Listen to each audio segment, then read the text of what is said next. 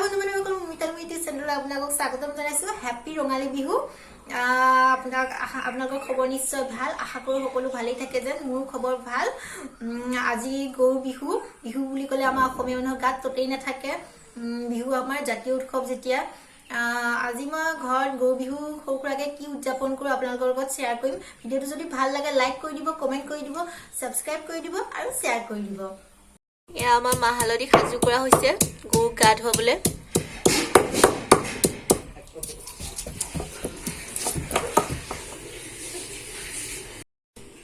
এয়া থেকেৰা আৰু বেঙেনা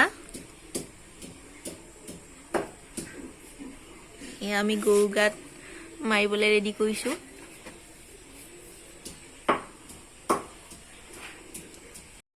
মাখিয়তি পাত এনে দিয়ে আমি মাখিয়তি পাতটো পোৱা নগল সেইটো কাৰণে ভেটাই পাতটো দিয়া হৈছে এটো আগৰ পৰা এটা পৰম্পৰা গৰুৰ দাঁত মানে এনেকে পোক পৰুৱা এনেকে পৰিলে এটোটি খেদে এতিয়া মই এইখিনি কৰি দেখুৱাম আপোনালোকক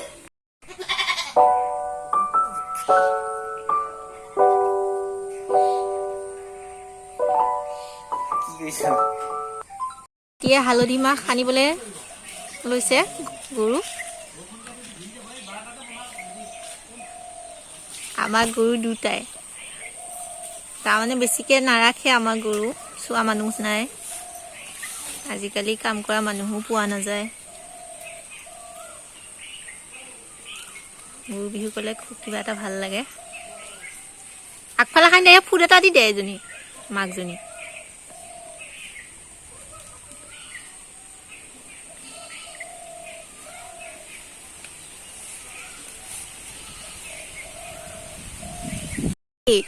তো গৰু দিব হল ছাগলজনী ক'ত ধুৱাবি একেলগে ধুৱাম দে লৈ আহ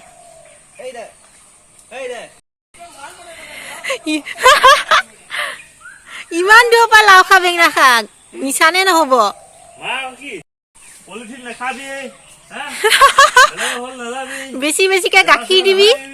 বেছি বেছিকে গাখীৰ দিবি ক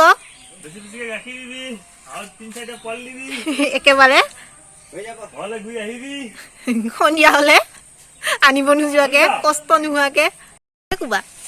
বেছি জোকে নকবাবি ভয় খাব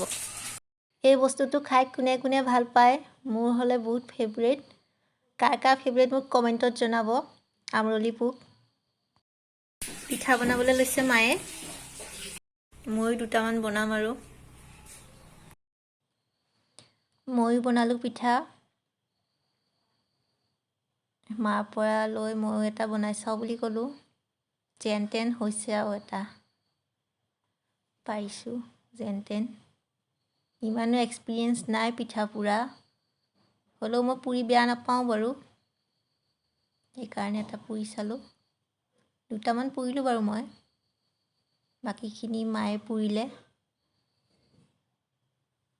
মই দুটামান পুৰি মাক সহায় কৰি দিলোঁ